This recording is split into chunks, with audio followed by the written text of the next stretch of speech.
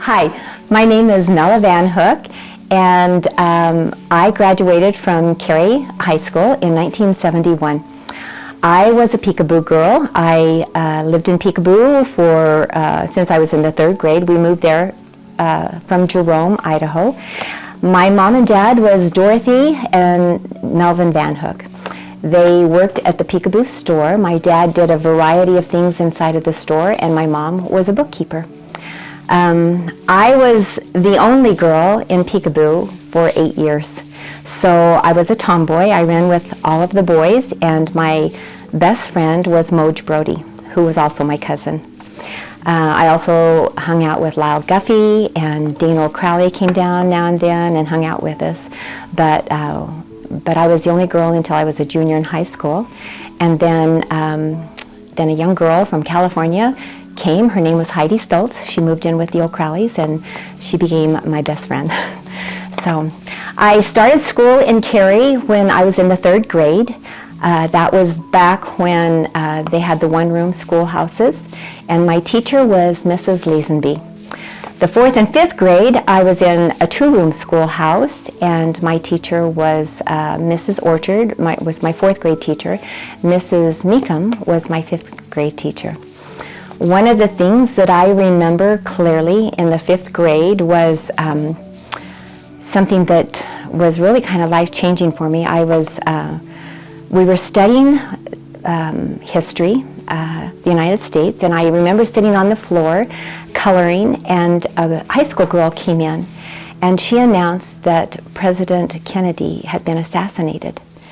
And I just remember being so shocked. I'm like, I don't know that I even remembered or knew what assassinated meant at the time, but we quickly learned that someone had killed our president, and that was just really hard for me and the kids I think that were in the class. So I remember that. I remember the 6th grade we went to the old high school, and I got my first man teacher, who was Mr. Worthington. One of the things that I remember in the 6th grade, a couple of things. I remember The Wizard of Oz, which just sounds silly, but I remember that we were so afraid because that night The Wizard of Oz was going to be on TV, and we were also afraid of the Wicked Witch of the West. And I've been thinking about that, and I thought, nowadays kids, they're kind of callous to fear. And the Wicked Witch of the West probably wouldn't be very scary to them, but to us it was really scary. So that was one thing that I remembered. But the thing that topped that was that one Friday we were so excited because we knew that Sunday night at 7 o'clock on the Ed Sullivan Show, the Beatles were going to be on. Oh my gosh, that was so much fun. It's like, we were so excited, and that was just a highlight of my 6th grade year, was when I got to see the Beatles on the Ed Sullivan Show. So grade school was super fun in Carey. From the 3rd grade to the 6th grade, one of the most exciting things, of course, was the playground. And anyone who watches this and was young and growing up at that time would know that the Giants was the big hit. It was a big pole that had chains hanging down and a handle, and everyone wanted the wooden giant. And we would run to the Giants when the recess bell sounded, and it was super fun because once in a while the high school kids would come out and they would push us, and we would go around that pole, and we would run unless they were pushing us, and then that momentum just flew us out into the air, and literally we flew out into the air. And I'm thinking that would be not on a playground right now. Like, that would be so not on a playground. But for us, it was super fun. They had big swings. I remember Rhea Howard and I were on these big swings, and we were swinging. We weren't supposed to hold on to each other's chains, and we weren't supposed to turn and lock feet, but we did. And the 1st grade teacher, Mrs. Hollinger, she got after Rhea and I, and we were sent to her class. We weren't even in her class, but we were sent into her class and had to sit in there for recess. So that was devastating to us that we had to spend recess in Mrs. Hollinger's class for doing that. But super fun. It was just super fun growing up in Carey as a little girl, going to school there. So I went from the 3rd grade to the 6th grade in Carey, and then my mom had this idea that I should go to Haley. She wanted to transfer me to Haley, and so I went. And so it was a really, really hard time for me. I caught the bus every morning before 7 o'clock. My bus driver was Mr. Pyra, Alan Pyra, and I loved him. He was just the nicest man. I would get on his bus, and he would take me to Molyneux's Corner. I would get off his bus and get on another bus, and that bus would take me up to Bellevue. So my 7th and 8th grade year, I went to Bellevue, and then my freshman year, I went to Haley, to the high school up there. I never got home until almost 5 o'clock, or not 5:30 every day. So it was a really long day for a kid, and I didn't like it at all. Especially when I got in high school, I couldn't do sports, which I wanted to do. I just couldn't do anything. It was just too far away, and so I begged my mom to send me back to Carey. It was only 7 miles away, and I just begged her, please let me go back. And so she finally said yes, and I was so excited. So now I'm a transfer student from Haley, and I was kind of scared. I mean, I knew the kids because I'd gone to school with them since I was in the 3rd grade, but 3 years made a big difference when you're a kid. But one of my first experiences when I went back to Carey is I got put into a wrong class. I got put into a psychology class. It was a class that was for juniors and seniors, and I was a sophomore. The teacher was Mr. Bennett, R.L. Bennett. And so I got put into this class that I wasn't supposed to be in, and there was a boy that sat next to me, and his name was John Souls. And for some reason, John and I kept getting the same grade on our tests. We got the same questions right, and we got the same questions wrong. And so Mr. Bennett called us out on it. And so John was a much better debater than I was. And he won that debate and accused me of cheating, and I wasn't cheating. So Mr. Bennett, he took my desk and he put it in the middle of the classroom, and he had all the kids pick up their desk and make a great big U shape around my desk, and his desk was right directly in front of me. And that's where I sat for the whole semester. So him and I did not get off on a good start. I did not like Mr. Bennett in the beginning, but you know, as time went by, he became one of my really favorite teachers. I did well in his class because I had to, because he was very strict. Just one more really kind of funny story with Mr. Bennett. I was in a government class when I was a senior in high school, and I was sitting right next to Dennis Rush. And there was a question on the test, on our government test. The question was, what is Grover Cleveland's nickname? And I thought to myself, what? Grover Cleveland's nickname? And I just happened to glance over, and I thought, there it was. Dennis had it, and I'm like, okay. And so I wrote it down on my paper. Well, Mr. Bennett always corrected our papers out loud in class. So we handed them in, desk by desk, and they end up on Mr. Bennett's desk, and he starts to correct the paper, and he comes to Dennis's paper.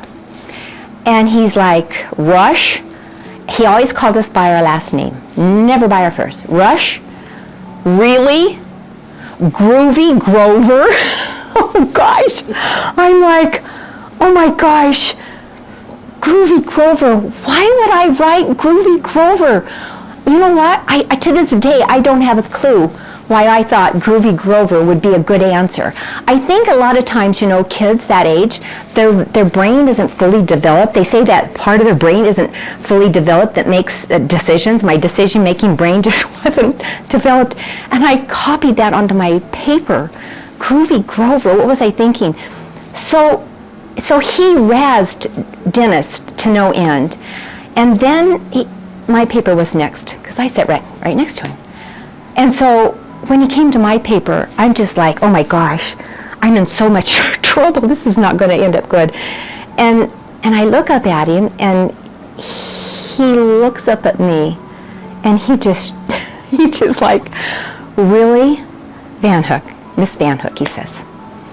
And it was terrible. It was so embarrassing. It was so embarrassing. Well, I got an F. He didn't even go further on my paper. I got an F on that paper, but I never lived that one down, Groovy Grover. And yeah, that was really bad. And one time he had the boys pick me up, and he had them, it was in the middle of a snowstorm, and he had the boys pick me up and take me outside in the middle of class and throw me upside down in a snowbank head first. And so that's just the way Mr. Bennett was, you know. But I really did like him as far as a teacher. You know, I think I got along better with him after I even graduated. Him and his wife, Yolanda, I got along really well with him. Another favorite teacher, can I just say this, a favorite teacher, because this was one of the questions, was Mr. Tingy. Oh my gosh, Mr. Tingy was like my heartthrob. He came in when I was, I think, right in my sophomore year, and he was just so cute. He was young. Him and Barbara came in with those cute little boys, and he was my PE teacher and my science teacher, so super fun teacher he was. So I liked Mr. Jolly, but I didn't like math. I didn't know numbers. I hated math, and so I got done with my math as quickly as possible. I did general math in Haley my freshman year, and then I did 1 year of algebra, and I was done. So yeah, everyone liked Mr. Jolly, but I'm like, nah, not me. I liked him, but I didn't like the class. Yes, I do. I feel like I was ready for the next step.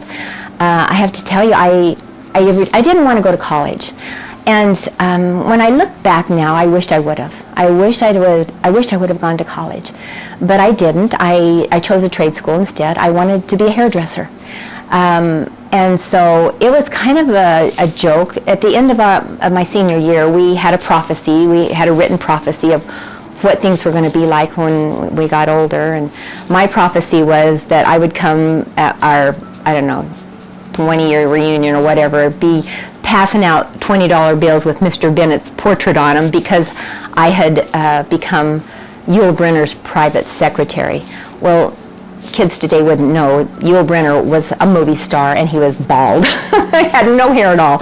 So, but that was kind of a joke that that would happen. But I did end up going to beauty school in Twin Falls, and it worked out really well for me. I didn't like math, but I became a businesswoman. So that's interesting. I started my own shop. I ran my shop for 40 years, and it was wonderful because I raised 8 children, and I didn't have to leave my home. My customers came to me. I had a huge clientele, and I had a shop right in my home.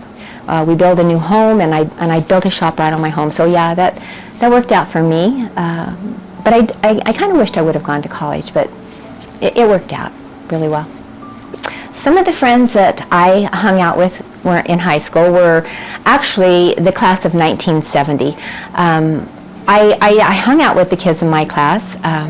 In fact, it's interesting, the people that I graduated with, we were the same kids from the time I started the 3rd grade. We had a few kids move in, a few kids move out, but for the most part, they were the same kids. Marty and Skip Peterson, they joined us, I think, when I was a sophomore in high school. They came in. There's these old hay haulers that come in from Jerome or Twin Falls somewhere, but they joined us. But for the most part, the ones I graduated with were the same kids that I went to school with my whole life. So it was almost like leaving your family when we graduated, but we all hung out together. But I mostly hung out with the class of 70 because I dated Rob Peck, and so I hung out with his friends, Milo, Meekum, Edward Thatcher, Dana, Bill Hunt, all those guys, Ladine, Stockings. I just hung out with them most of the time, and we had so much fun together. So much fun. So many memories. It was awesome. When we weren't in school, when I wasn't in school, winter time, I'll just go winter time, I love to ski, so I skied Rotor Run, I skied Baldy. I worked in Sun Valley to get a ski pass so that I could ski, and so I skied. We hooky bobbed. behind my dad's car. It didn't matter what we were doing. I could ask my dad to take us hooky bobbing, and he would hook up a sled or an inner tube or an old car hood or something, and we'd go hooky bobbing. I can remember times when we would get snow days, and that didn't happen very often. Now, if there is a skiff of snow on the road, they shut school down. Back in the day, it had to be a full-blown blizzard before they would shut school down. We would be sitting in class and we would be watching out the window, and the snow's just coming down, and we're thinking, surely they're going to send us home. They're going to send us home. But we would wait and wait and wait, and it really had to be a full-blown blizzard before they'd send us home. And I can remember going home, and Moj would come and pick me up on his snow machine, and away we'd go. Oh, we'd have so much fun. We'd go ice skating. We had an ice pond that we would it would freeze up, and it would freeze hard by November. It was frozen hard, and we would get off the bus and we'd run to home and grab our skates and our broom, and we'd sweep any skiff of snow off as long as we could, and we'd skate until the snow would cover it. So that was super fun. In the summertime, we had the 24th of July rodeo. That was always so much fun. They always had a wonderful parade and a dance. There was always usually a fight. Oh my gosh. Like drunken cowboys from out of town would come in, and there was a fight most of the time. There was always a fight. I remember one night, it was a bad fight. Rob got his nose busted, and there were broken arms. I shouldn't say that because kids probably shouldn't know that, but it was true. But it was a lot of fun.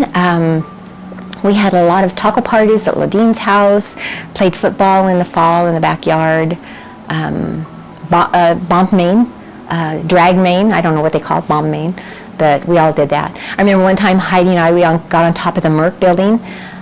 The Merck, oh gosh, that was Adamson's, the Merck. We had rotten tomatoes, and we threw them at Dennis Hennifer's car. Sorry, Dennis. Oh gosh, it was us. I'm sure he knew it was us. But yeah, he'd come by and we just bombard his car with rotten tomatoes, and yeah, those were fun things we did. We burned outhouses on the road, and Dude Green, oh my gosh, he was just the best. We loved Dude Green. You know, he saved so many of our lives. You know, that's just the way he was. He instead of taking us in or doing something, he just sent us home. You kids go home, he'd say, you know, and we go home, and I really liked Dude. He was a super nice guy. So I wanted to be a hairdresser in high school. I really did. And I ended up being a hairdresser. For 40 years, I ended up being a hairdresser. So yeah, that worked out really well for me. So my journey is I left high school, and I went to Mr. Wan's College of Hair Design in Twin Falls. That's where I got my education. And I worked in a few shops. I actually worked in a shop in Sun Valley. And then I ended up moving to Boise, met my husband, and we built a house, and that's when I started really doing hair, as I built that shop. And then I just started picking up clientele and got super, super busy. Had a lot of people that wanted to come and work for me, and I couldn't do it. My philosophy was keep it small and keep it all. And so I did. It was just me as this one-man band, and it worked out really well. So I met my husband at a dance. His name is Shane Whiting, and we raised 8 children. We now have 33 grandchildren. He worked for the railroad, Union Pacific Railroad, for 30 years. He's retired now, and I'm retired. I still do volleyball. I'm a volleyball official. I've been doing that for about 14 years now. I love to play pickleball still. I am the queen of the pickleball court in my mind, but I do play pickleball every day, Monday through Saturday, and I love going to the gym. I think it's super, super important now at my age that I stay super active at the gym, stay healthy. I think the thing that inspires me most is people who are good, who are good and do good and are kind. I love to watch people who parent well. one of my pet peeves is seeing a parent in a store yelling at their child. Oh gosh, I think, you know what, children are our future. And when a parent can't parent well and teach them correct principles, I think it's super sad. And so when I see a parent show patience and kindness and love to a little child, I really like that. I want to be that person. I tried to be that person when I was parenting my own children. And when I parent my grandchildren now, I try to be that person. But just goodness in general, people who take the time to serve others and just be kind in this world. One of the things that I have learned in my life as I look back, you know what, it's something that I think if I could counsel a young person, is that stop before you make a decision and think it through. Don't be too quick to make a decision, because it's okay. It's okay to take your time and to ponder it and to ask questions, and ask other people questions about what you're trying to decide. Be careful with who you hang out with. I read once that when you hang out with bad people in bad places, you will most likely make a bad decision. And so I think in my life, as I look back at it, of course I made some hard and maybe bad choices, but I learned from all of them. And I don't think I would change anything. I think none of us are perfect. We all make mistakes. And I think the key is to learn and keep moving forward, and you're not going to be young forever, and you will get older, find a good job, work hard, and try to be successful. And as I look back over the years, the thing that I'm very most proud of are my children. Hands down. I just came home from a family reunion just a few days ago, and I have 6 men and 2 women now. 8 children, 6 boys and 2 little girls I raised. And gosh, I just love them all so much. They're all very unique, all very different, but they're my greatest joy and the thing that I'm most proud of. And of course, it doesn't stop there now, because now I have 33 grandkids that I'm so proud of. 33 grandkids that call me Nana, and just super fun being with them, and spoiling them so rotten and sending them back to their parents. Oh my gosh, that's the best. Yeah. I feel like I had a wonderful childhood, super happy that I grew up in Carey, Idaho, in Peekaboo, Idaho, too. I would not change my youth for anything. My name is Mela Van Hook Whiting, and I graduated from Carey High School in 1971.